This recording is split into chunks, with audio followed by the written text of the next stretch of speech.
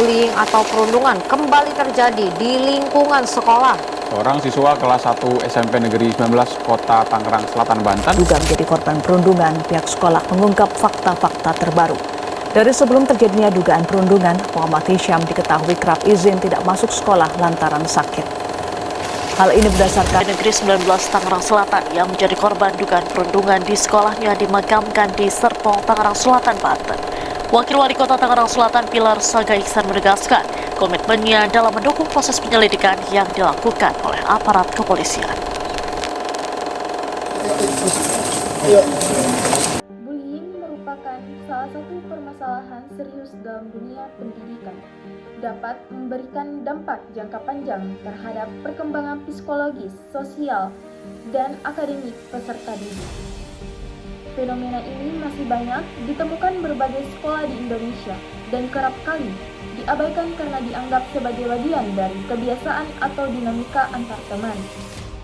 Namun pada kenyataannya, bullying dapat menciptakan trauma mendalam dan bahkan mengancam keselamatan fisik siswa. Seorang siswa berinisial MH meninggal dunia setelah mengalami serangkaian perundungan dari teman sekelasnya. Peristiwa ini tidak hanya mengejutkan keluarga besar korban, tetapi juga mengandung perhatian luas masyarakat, pemerintah, dan berbagai lembaga pemerhati pendidikan. Yang pertama, bagaimana bentuk bullying yang dialami oleh siswa SMPN 19 Tangsel dan bagaimana dampaknya terhadap kondisi fisik dan psikis korban.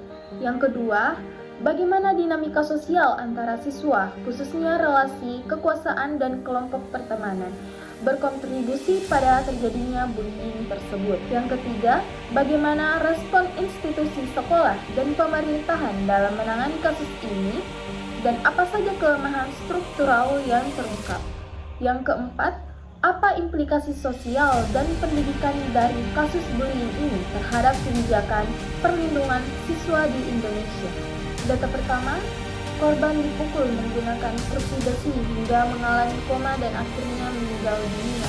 Peristiwa ini menunjukkan kegagalan sekolah dalam menjalankan fungsi keamanan dan moralitas. Sekolah sebagai agen sosialisasi seharusnya membentuk solidaritas, bukan membiarkan tindakan kekerasan ekstrim seperti ini. Data kedua, Komisi X mengecam keras kasus bullying ini dan menyebut sekolah abai dalam perlindungan siswa. Kecaman DPR menguatkan bahwa fungsi pendidikan di sekolah tidak berjalan.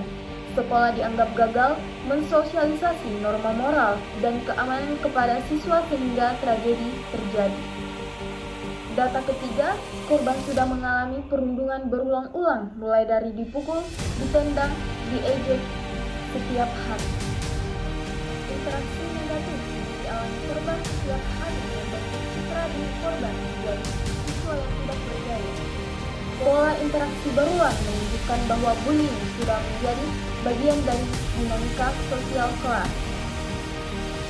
Data keempat, dari awal masuk sekolah, korban sering diejek dan direndahkan oleh kelompok kelas.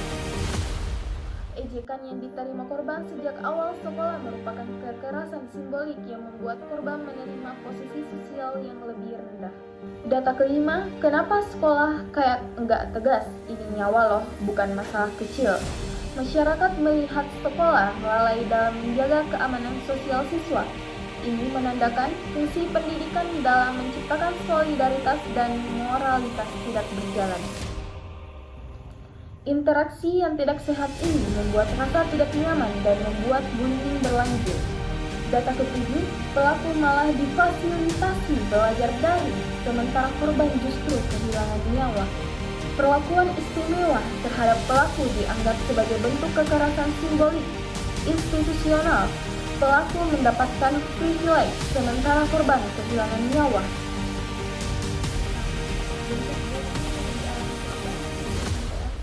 Tangsel bukan hanya kekerasan fisik, tetapi juga ejekan, perlakuan merendahkan, dan intimidasi menjadi berulang.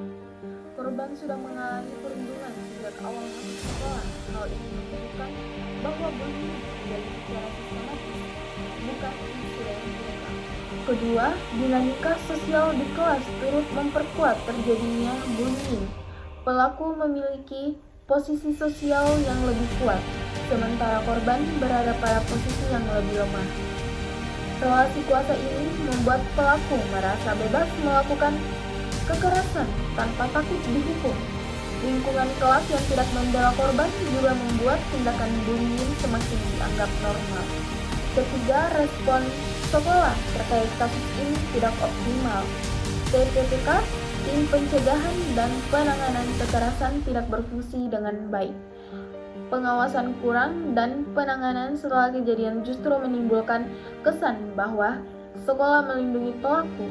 Kondisi ini menunjukkan kegagalan sekolah dalam menjalankan fungsi pendidikan sebagai pelindung moral sosial bagi siswa. Keempat, kasus ini memperlihatkan dampak sosial yang besar. Masyarakat marah menuntut keadilan dan melihat bahwa sistem perlindungan siswa di sekolah sangat lemah. Kasus ini menjadi bukti awal bullying adalah masalah struktural sehingga diperlakukan perubahan kebijakan, pendidikan, dan penguatan mekanisme perlindungan siswa. Solusi yang pertama, mengaktifkan Satgas Anti Bullying yang benar-benar bekerja. Selama ini, Satgas Anti Bullying atau TPPK di sekolah sering hanya ada di atas kertas saja. Padahal tugas mereka sangat penting untuk mencegah kekerasan. Menurut saya, sekolah perlu memastikan bahwa Satgas ini benar-benar bekerja, bukan hanya formalitas. Caranya bisa dengan yang pertama membuat posko laporan bullying yang mudah diakses siswa. Kedua, guru BK dan wali kelas rutin melakukan pengecekan suasana kelas. Yang ketiga, setiap laporan harus ditindaklanjuti, bukan diabaikan. Dengan begitu, siswa merasa lebih aman dan berani melapor kalau mereka mendapatkan perlakuan yang tidak wajar dari teman-temannya. Solusi kedua, memperkuat pendidikan karakter yang fokus pada empati dan anti kekerasan. Banyak siswa yang tidak sadar bahwa pelaku mereka termasuk bullying. Maka dari itu, sekolah perlu memberikan pendidikan karakter yang benar-benar menyentuh sisi emosional siswa. Dengan melakukan diskusi kelas tentang contoh nyata bullying, pemutaran film atau video pendek tentang empati, simulasi atau role play cara menyelesaikan konflik. Solusi ketiga, meningkatkan keterlibatan orang tua dalam pengawasan sosial anak. Bullying tidak bisa dicegah oleh sekolah saja. Orang tua juga punya peran besar dalam mengawasi perilaku anak. Karena itu, sekolah perlu membuat kerjasama dengan orang tua melalui kegiatan seperti pertemuan orang tua secara berkala yang khusus membahas perilaku sosial siswa. Yang kedua, memberikan edukasi kepada orang tua tentang tanda-tanda anak menjadi korban atau pelaku bullying. Yang ketiga, membentuk kelompok orang tua peduli sekolah yang membantu memantau interaksi antar siswa. Solusi keempat, evaluasi kepemimpinan sekolah. Dari kasus SMPN 19 Tangsel, terlihat bahwa masalah tidak hanya terjadi pada siswa, tetapi juga pada sistem sekolah. Karena itu, menurut saya pihak Dinas Pendidikan perlu melakukan evaluasi terhadap kepemimpinan sekolah. Evaluasi ini mencakup apakah guru dan kepala sekolah sudah menjalankan SOP anti-bullying. Yang kedua, apakah laporan siswa ditangani dengan serius? Yang ketiga, apakah pembiaran yang membuat pelaku bullying merasa bebas? Melalui penyusunan laporan dan video ini, saya belajar bahwa fenomena bullying bukanlah persoalan sederhana antara pelaku dan korban. Bullying lahir dari struktur sosial yang lebih luas, relasi kekuasaan, dinamika kelompok, dan norma yang tidak ditegakkan. Kasus SMPN 19 Tangsel membuka mata saya bahwa sekolah tidak hanya menjadi tempat belajar, tetapi juga lingkungan sosial yang membentuk karakter siswa.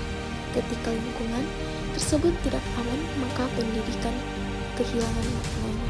Sebagai mahasiswa pendidikan, saya menyadari pentingnya memahami teori-teori sosiologi pendidikan agar mampu melihat persoalan ini secara utuh. Saya juga belajar bahwa upaya pencegahan bullying harus melibatkan seluruh komponen sekolah.